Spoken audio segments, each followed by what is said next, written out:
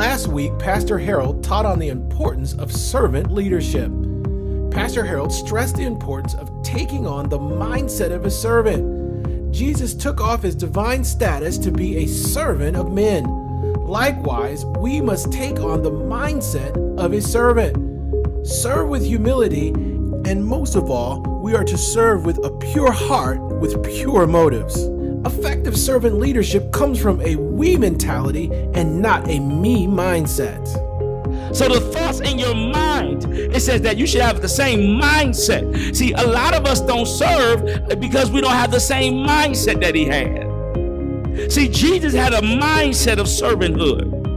But many of us struggle with serving somebody because you think serving somebody is beneath you. Can I tell you something? It really shows how powerful you are when you know you're anointed and you still can serve. You have a misconception of what servanthood looks like. But you see here, y'all, that Elisha was serving the prophet Elisha.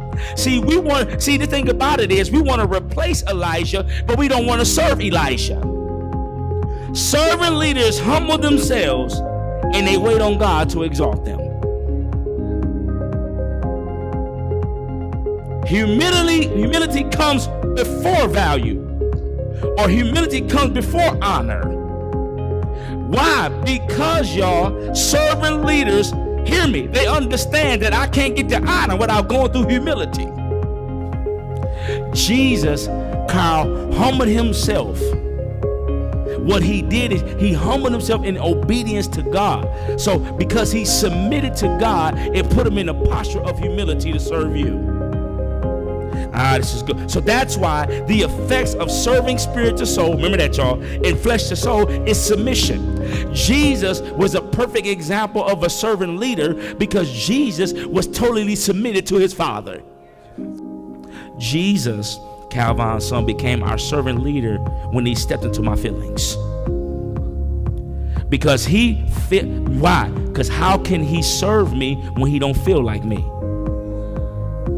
See, when you understand servant leadership, you step into the feelings or the emotions, and you come help that thing. So Jesus, what he did, Pastor, when he gave up his divine privileges, he said, Miss Winnie, I'm gonna step in your emotions. I'm gonna discover how you operate. I'm gonna discover, Erica, how you function, so that I can serve you in the area, hear me, that I got empathy for.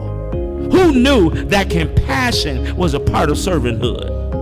Even for those that serve here, we appreciate it. But you don't do that for me. You serve God. Whatever you do it all for who? For who? God. See, what happens is when you start serving for man, you get offended by man. But when you serve for God and serve from a spirit-soul connection, everything, you may not be the one always called. But listen to me, and I appreciate everything you do and people that serve here. You're phenomenal people. But let's not get it twisted. You don't do it just for me. You do it because this is the house that you serve at, and you do it unto God. Do you hear what I'm saying? Servant leadership. There's a leadership taking place in the house of God. The Lord is shifting paradigms and rearranging belief systems as we delve into kingdom leadership. Trek with us as Pastor Harold teaches his fifth and final installment teaching on leadership.